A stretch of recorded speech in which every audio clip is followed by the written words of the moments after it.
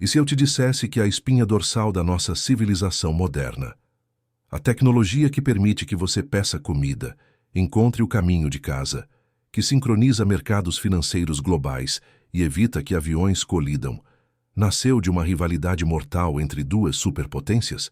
Que o sistema que hoje parece tão pacífico e onipresente foi criado em primeiro lugar para guiar mísseis balísticos intercontinentais com ogivas nucleares. A história do Sistema de Posicionamento Global, o GPS, não começa com um smartphone ou um aplicativo amigável. Ela começa no vácuo gelado do espaço, com um som, um bip, bip, bip que ecoou pelos céus em 1957, um som que aterrorizou o mundo e deu início à maior corrida tecnológica que a humanidade já viu. Para entender o GPS, precisamos voltar a uma época de tensão máxima. O mundo pós-Segunda Guerra estava dividido por uma cortina de ferro, com os Estados Unidos e a União Soviética travando uma guerra silenciosa, uma batalha travada nas sombras da espionagem, na propaganda e, acima de tudo, na vanguarda da ciência. Era a Guerra Fria. E então, em 4 de outubro de 1957, os soviéticos deram um passo audacioso que chocou o planeta. Eles lançaram o Sputnik 1, o primeiro satélite artificial da Terra.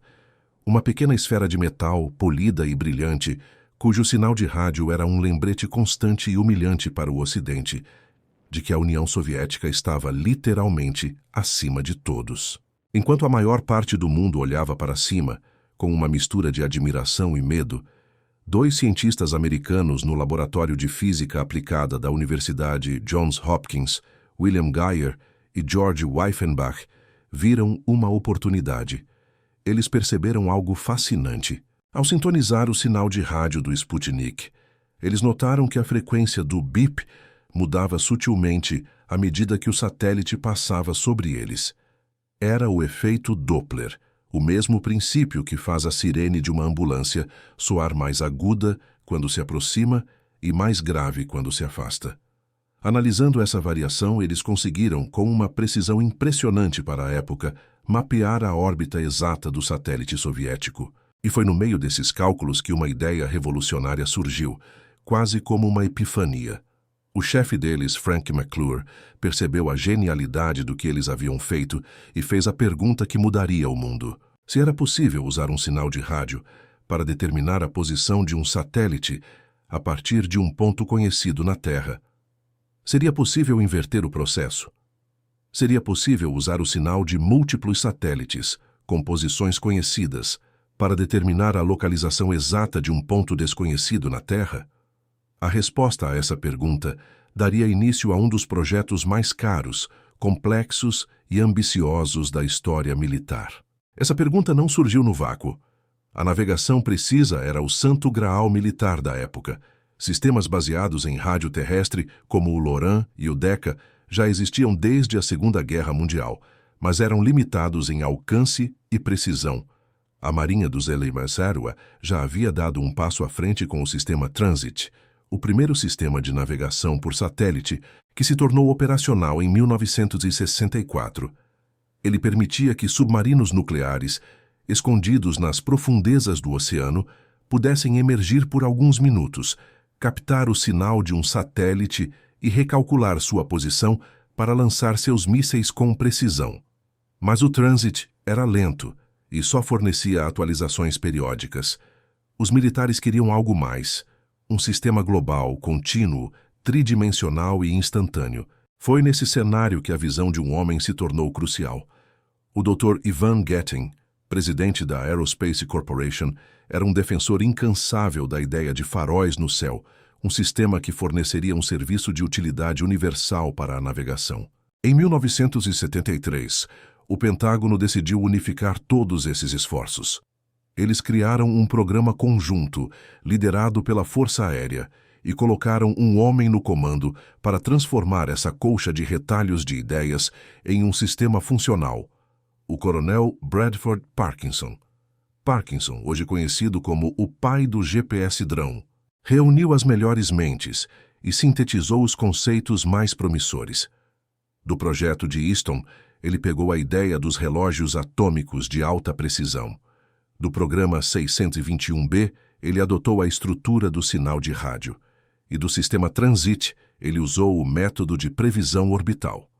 O resultado foi batizado de Navstar GPS, Navigation System with Timing and Ranging, Global Positioning System. O plano era monumental: lançar uma constelação de 24 satélites que cobriria cada centímetro do globo, permitindo que qualquer navio, avião, tanque ou soldado americano soubesse sua posição exata em qualquer lugar do mundo, a qualquer hora e em quaisquer condições climáticas. O custo estimado era de mais de 12 bilhões de dólares. Em 22 de fevereiro de 1978, o primeiro satélite Navstar foi lançado da base da Força Aérea de Vandenberg, e a semente da Revolução havia sido plantada no solo fértil da rivalidade da Guerra Fria. Durante os anos seguintes, o GPS foi exatamente o que foi projetado para ser: uma arma de guerra, uma ferramenta exclusiva e poderosa nas mãos das Forças Armadas dos Estados Unidos. Seu batismo de fogo em larga escala ocorreu na Guerra do Golfo, em 1991. Em meio às vastas e monótonas paisagens do deserto do Iraque, onde não havia estradas ou pontos de referência, as tropas da coalizão conseguiam navegar com uma precisão nunca antes vista. Unidades se moviam de forma coordenada. Ataques eram direcionados com exatidão e soldados perdidos podiam ser encontrados rapidamente. O GPS deu aos militares uma vantagem tática esmagadora, sendo aclamado como um dos heróis tecnológicos do conflito. A precisão do sistema era um segredo de Estado guardado a 7 chaves. O sinal do GPS era, na verdade, dividido em 2. Havia o Serviço de Posicionamento Preciso, ou PPS, um sinal criptografado e extremamente exato, disponível apenas para os militares do EUAPA e seus aliados. E havia o Serviço de Posicionamento Padrão, o SPS, para uso civil. No entanto, nos anos 80, quando o governo permitiu o acesso civil ao sistema, eles o fizeram com uma trava de segurança. Eles introduziram intencionalmente um erro no sinal público, uma degradação deliberada chamada disponibilidade seletiva, ou SA. Essa disponibilidade seletiva funcionava como um ruído digital, adicionando imprecisão aos dados de tempo transmitidos pelos satélites. O resultado era que, enquanto um míssil militar podia usar o sinal PPS para acertar um alvo com poucos metros de precisão, um receptor civil usando o sinal SPS teria um erro de até 100 metros. Era o suficiente para um navio se localizar em alto mar ou um avião em altitude de cruzeiro, mas era praticamente inútil para qualquer aplicação que exigisse exatidão no solo, como a navegação em um carro por ruas de uma cidade. A lógica do Pentágono era clara. Eles queriam evitar que a tecnologia que eles criaram fosse usada contra eles por nações inimigas ou grupos terroristas. Mas a pressão da comunidade civil e comercial começou a crescer exponencialmente. Empresas de logística, companhias aéreas, cientistas e engenheiros viam o potencial gigantesco de um sistema de localização preciso e acessível. Eles argumentavam que os benefícios econômicos e de segurança para a sociedade superavam em muito os riscos. E então tudo mudou. No dia 2 de maio do ano 2000, em uma decisão histórica, o presidente Bill Clinton ordenou que a disponibilidade seletiva fosse desligada para sempre. Da noite para o dia, a precisão do GPS para qualquer pessoa no mundo, com um simples receptor, saltou 10 vezes de 100 metros para cerca de 10 metros. A caixa de Pandora da geolocalização havia sido aberta e o mundo nunca mais seria o mesmo. Mas como essa tecnologia alcança tamanha precisão? Como um sinal que viaja mais de 20 mil quilômetros do espaço até a sua mão pode dizer onde você está com a exatidão de poucos metros? A resposta não está apenas em satélites e computadores, mas na mente de um dos maiores gênios da história, Albert Einstein. O GPS simplesmente não funcionaria sem a sua teoria da relatividade. Pode parecer ficção científica, mas existem 2 efeitos relativísticos cruciais que, se não fossem corrigidos, tornariam o sistema completamente inútil. O primeiro vem da teoria da relatividade especial de Einstein, publicada em 1905. Ela nos diz que o tempo passa mais devagar para um objeto que está se movendo em alta velocidade, um fenômeno chamado dilatação do tempo. Os satélites GPS não estão parados. Eles orbitam a Terra a uma velocidade estonteante de 14.000 km/h. De acordo com a teoria de Einstein, essa velocidade faz com que os relógios atômicos a bordo dos satélites atrasem cerca de 7 microsegundos, ou 7 milionésimos de segundo, a cada dia, em comparação com os relógios aqui na Terra. O segundo efeito vem da Teoria da Relatividade Geral de 1915. Ela revela que a gravidade também afeta a passagem do tempo. O tempo passa mais devagar em campos gravitacionais mais fortes. Como os satélites estão a 20.000 quilômetros de altitude, eles experimentam uma força gravitacional que é cerca de 4 vezes mais fraca do que a que sentimos na superfície. Esse campo gravitacional mais fraco faz com que seus relógios andem mais rápido do que os nossos. O efeito da relatividade geral faz com que os relógios dos satélites adiantem cerca de 45 microsegundos por dia. Quando combinamos os dois efeitos, o resultado líquido é que os relógios nos satélites GPS andam, em média, 38 microsegundos mais rápido do que os relógios na Terra a cada dia. Pode não parecer muito, mas o GPS funciona medindo o tempo que um sinal leva para viajar do satélite até o receptor. Uma imprecisão de tempo de apenas 38 microsegundos, se não fosse corrigida, se traduziria em um erro de localização de cerca de 10 quilômetros a cada dia. Seu GPS diria que você está no bairro vizinho. O sistema seria inútil. Para que tudo funcione, os engenheiros do GPS precisam programar os computadores do sistema para fazer correções constantes, ajustando os sinais dos satélites para compensar precisamente esses efeitos relativísticos. E para fazer esses cálculos, eles dependem de um modelo matemático extremamente preciso da Terra, não como uma esfera perfeita, mas como um geóide, com todas as suas irregularidades. E aqui, o trabalho de outra figura muitas vezes esquecida foi fundamental, a matemática Gladys West. Trabalhando no Centro Naval de Armas de Superfície, ela desenvolveu os modelos computacionais que mapearam a forma exata da Terra, um trabalho essencial que permitiu a precisão que o GPS alcança hoje. Cada vez que você usa o GPS, está, na prática, vendo uma prova funcional da teoria de Einstein e do trabalho de pioneiros como Gladys West. Com a disponibilidade seletiva desligada e a ciência de Einstein firmemente incorporada, a inovação explodiu. A tecnologia que antes guiava mísseis, agora guiava ambulâncias para salvar vidas, permitindo que os socorristas encontrassem o local de um acidente com muito mais rapidez. Ela permitiu que aviões voassem em rotas mais diretas e seguras, economizando combustível e tempo, e que navios navegassem por portos congestionados e rotas oceânicas com uma eficiência sem precedentes. Mas o impacto foi muito além da simples navegação. Setores inteiros da economia foram transformados. Na agricultura, o GPS deu origem à agricultura de precisão.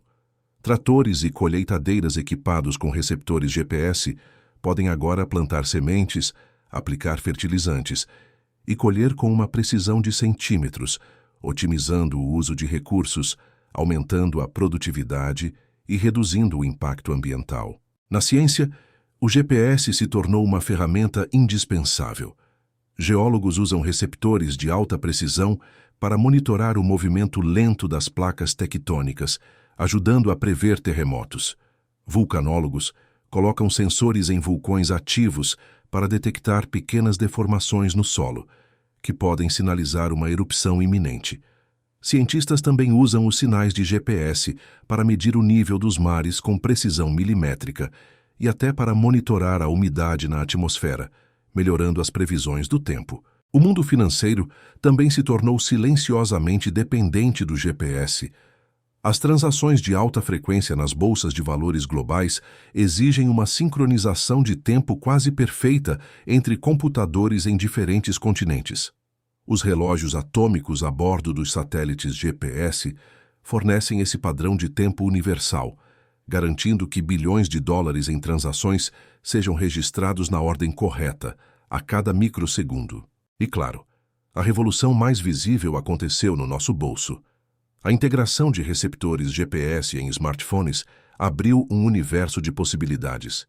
Surgiram aplicativos de mapas que nos guiam por qualquer cidade do mundo. Serviços de transporte como Uber e de entrega como iFood se tornaram possíveis, porque podiam conectar motoristas e clientes em tempo real.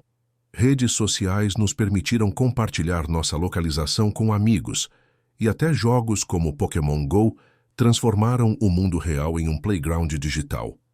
De formas que seus criadores militares jamais imaginaram, o GPS se infiltrou na malha da nossa sociedade, tornando-se uma utilidade pública invisível, mas absolutamente essencial. Hoje, o GPS é tão onipresente que se tornou invisível. Uma infraestrutura global que tomamos como garantida, como a eletricidade ou a internet. Mas essa dependência total de um único sistema tem um lado vulnerável. É crucial lembrar que o GPS ainda é, e sempre foi, um sistema militar, possuído, operado e controlado pelo Departamento de Defesa dos Estados Unidos. Isso significa que, tecnicamente, o governo americano retém a capacidade de degradar ou até mesmo desligar o sinal em uma região específica por razões de segurança nacional. Essa vulnerabilidade estratégica não passou despercebida por outras potências globais. Para garantir sua própria soberania tecnológica e não depender de um sistema controlado por outro país, elas desenvolveram suas próprias constelações de satélites. A Rússia opera o seu sistema GLONASS, que já está totalmente funcional há anos. A União Europeia desenvolveu o Galileu, um sistema sob controle civil projetado para oferecer uma precisão ainda maior para o público. E a China construiu rapidamente o seu sistema Beidou, que já oferece cobertura global e se tornou um pilar de sua iniciativa de infraestrutura global. O futuro da navegação não será sobre um único sistema, mas sobre a interoperabilidade de todos eles. A maioria dos smartphones modernos já vem com chips capazes de receber sinais de múltiplas constelações, garantindo que o mundo nunca mais fique no escuro. Ao mesmo tempo, a tecnologia do próprio GPS americano continua a evoluir. Uma nova geração de satélites, chamada GPS-3, está sendo lançada para modernizar a constelação. Esses novos satélites prometem uma precisão para o público de 1 a 3 metros, 3 vezes melhor do que antes.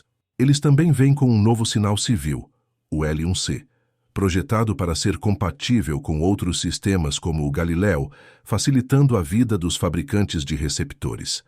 E para os militares, o GPS-3 traz um sinal M-Code muito mais poderoso e resistente a tentativas de bloqueio ou interferência, garantindo que as Forças Armadas possam operar mesmo em ambientes hostis. A precisão está chegando ao nível de centímetros, abrindo portas para tecnologias que parecem saídas da ficção científica, carros totalmente autônomos que navegam por cidades com segurança, drones de entrega que pousam em locais exatos e até cirurgias robóticas guiadas remotamente, onde um médico em um continente pode operar um paciente em outro. O legado daquela pequena esfera soviética que apitou pela primeira vez em 1957 ainda está sendo escrito nos céus. Então, da próxima vez que você abrir um mapa no seu celular para encontrar um café ou verificar a que hora seu transporte vai chegar, lembre-se da incrível e improvável jornada dessa tecnologia. De um bip que ecoou pelo espaço em meio à paranoia da Guerra Fria, a um segredo militar de bilhões de dólares, projetado para a aniquilação, a uma prova funcional da teoria mais bizarra de Einstein, até se tornar uma ferramenta pública e gratuita que democratizou a localização e, literalmente, colocou o mundo em nossas mãos. Gostou de conhecer essa história a fundo? Inscreva-se no Fatos Tech Explicados para mais mergulhos na tecnologia que molda o nosso mundo. Deixe seu like se aprendeu algo novo e comente abaixo. Qual outra tecnologia que usamos todos os dias você gostaria de ver desvendada?